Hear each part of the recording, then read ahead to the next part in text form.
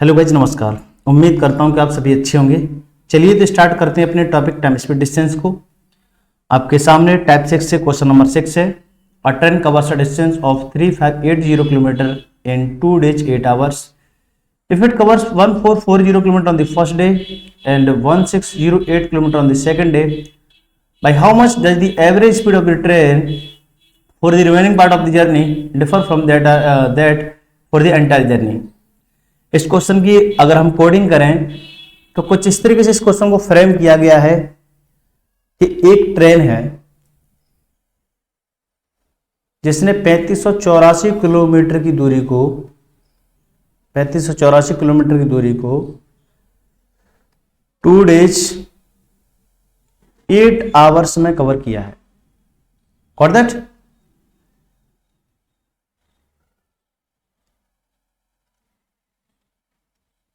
2 days 8 hours में cover किया है, जिसमें से स्टार्टिंग की 1440 किलोमीटर डिस्टेंस को पहले दिन में कवर किया है, अगली 1608 किलोमीटर की दूरी को सेकेंड डे में कवर किया है, और हमसे पूछा जा रहा है कि जो शेष जो हिस्सा है उस पर क्या औसत चल रही होगी या वो किस तरीके से एंटायर जर्नी से डिफर होगी, यानी कि कितनी मोर होगी, लेस होगी। यहां पर जो शेष जर्नी का हिस्सा है यहां पर कोई औसत चाल रही होगी, वो औसत चाल से एंटायर जर्नी से किस तरीके से डिफर होगी, कम होगी, ज्यादा होगी, ये हमें फाइंड आउट करना है। तो एंटायर जर्नी से अगर कंपैरिजन पूछा गया है तो सबसे पहले हम एंटायर जर्नी की चाल निकालते हैं। तो speed equal to total distance upon total time. हमको दे रखी है 3584 किलोमीटर की डिस्टेंस और टोटल टाइम कितना होगा 2 days 8 hours का, जो कि होगा 56 आवर। वो किस तरीके से, एक दिन में 24 घंटे, फिर अगेन एक दिन में 24 घंटे, 24 24 48 48 और 8 56 hour. 56 hour total distance upon total time. यहां से अगर हम कैलकुलेट करेंगे तो हमें स्पीड देखने को मिलेगी 3584 को हम 8 से काट सकते हैं और ये 56 आसानी से 8 से कटेगा। 8 से अगर हम 56 को काटेंगे तो कितने टाइम जाएगा, 7 टाइम जाएगा। इसी तरीके से यहाँ पर देंगे डिवाइड 8 से, तो 8 4 32, कैरी 3 बचेगा, यहाँ पे 38 होगा। फिर अगेन देंगे तो 4 टाइम्स जाएगा, कैरी 6 बचेगा और 8 8 64। 448 को हम 7 से कैंसिल आउट कर सकते हैं, 7 से ये कटेगा, 7 6 42, कैरी 2 और 7 4 28, 64 टाइम्स फाइनली हमें स्पीड देखने को मिलेगी एंटायर जर्नी में। Got that? अब यहाँ पर हम जर्नी में ये शेष जर्नी बची है, इसमें स्पीड निकालते हैं, जब जाके कंपैरिजन कर पाएंगे। तो सबसे पहले यहाँ पर ये डिस्टेंस कितनी रिमेन रही है, टाइम रिमेन निकालते हैं और डिस्टेंस रिमेन निकालते हैं। 24 घंटे यहाँ पे हो चुके हैं और टोटल थे कितने, 56 घंटे, 48 घंटे कवर हो चुके हैं। तो 56 में से अगर हम 48 घंटा सेपरेट करेंगे तो कितना देखने को मिलेगा हमें, 8 आवर्स। इस शेष जर्नी में 8 घंटा तो समय लगा। डिस्टेंस कैसे निकालेंगे, टोटल हमें पता है, और ये पहली और दूसरी डिस्टेंस को अगर हम ऐड करें, ये 1608 है, थोड़ा सा यहाँ पर कंफ्यूज नहीं हो ना, 1608 किलोमीटर डिस्टेंस है। इसे अगर हम ऐड करेंगे तो 1400 और 1600 3000 और 40 और 8 48, तो हम कह सकते हैं 3048 डिस्टेंस तो यहाँ तक कवर हो चुकी है।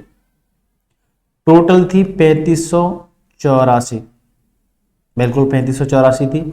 अगर हम रिमेन डिस्टेंस निकालेंगे तो 14 में से 8 जाएगा तो 6 कैरी, और यहाँ पर 7 रहा, 7 में से अगर 4 जाएगा तो 3।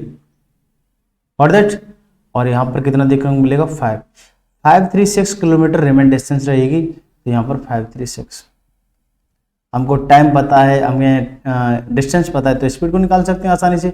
536 अपॉन 8 यहाँ से हमें देखने को मिलेगी 8 6 48, और कैरी कितना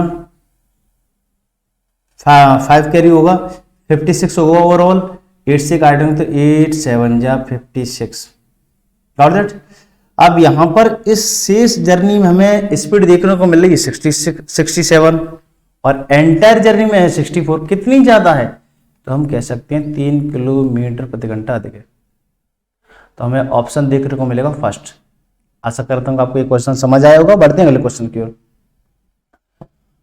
क्वेश्चन नंबर 7, एक व्यक्ति है 24 किलोमीटर की दूरी 6 किलोमीटर प्रति घंटे की चाल से, एक अन्य 24 किलोमीटर की दूरी 8 किलोमीटर प्रति घंटे की चाल से और तीसरी 24 किलोमीटर की दूरी 12 किलोमीटर प्रति घंटे की चाल से तय करता है।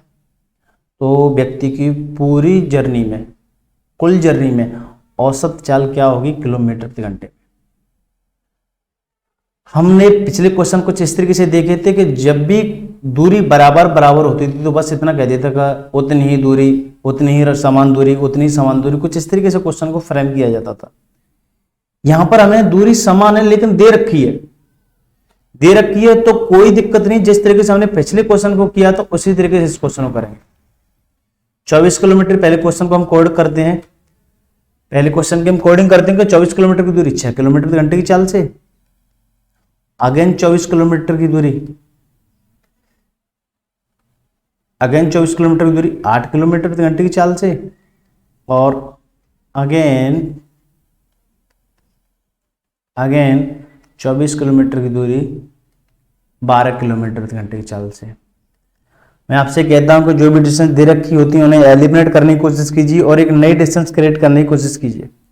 अब यहाँ पर हम बाई फॉल्ट देख रहे हैं कि नई डिस्टेंस क्रिएट करें तो डिस्टेंस तो उतनी देखने को मिलेगी जितनी दे रखी है हमें।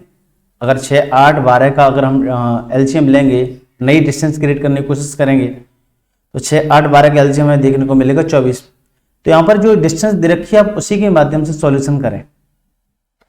हमारा लॉजिक होता है कि average speed equal to total distance upon total time. Total distance 24 कितनी हो जाएगी, 72 हो जाएगी। टाइम कितना लगेगा, 24 किलोमीटर की दूरी को 6 किलोमीटर प्रति घंटे की चाल से तय किया गया होगा तो 4 घंटे यहाँ पे लगेंगे। उसी तरीके से 24 किलोमीटर की दूरी को 8 किलोमीटर प्रति घंटे की चाल से तय किया जाएगा, 3 घंटे यहाँ पे लगेंगे। 24 किलोमीटर की दूरी को 12 किलोमीटर प्रति घंटे की चाल से तय किया जाएगा तो यहाँ पे कितने लगेंगे, 2 घंटे लगेंगे।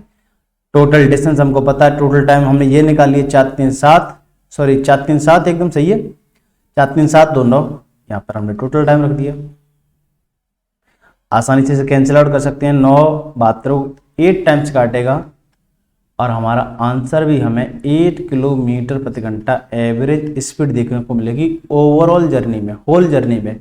ऑप्शन हमारा फर्स्ट होगा नहीं, ये आपको 823 लग रहा होगा, रियलिटी में तो ये फ्रैक्शन में लिखा हुआ है 8 सही 2/3। ये एकदम एक्यूरेट आर्ट है, नो फ्रैक्शन। आंसर हमारा यही देखने को मिलेगा 8 किलोमीटर प्रति घंटा और ये हमारा लिखा हुआ है 2 सही 10/13। ठीक है, ये फ्रैक्शन में। तो हमारा ना ऑप्शन ना ये है, ना ऑप्शन हमारा ये है, ना ऑप्शन हमारा फर्स्ट है, हमारा ऑप्शन है सेकंड, 8 किलोमीटर प्रति घंटा। आशा करता हूँ कि आपको समझ आया होगा। नेक्स्ट मिलते हैं अगले लेक्चर में, जब तक के लिए बाय बाय, टेक केयर, धन्यवाद।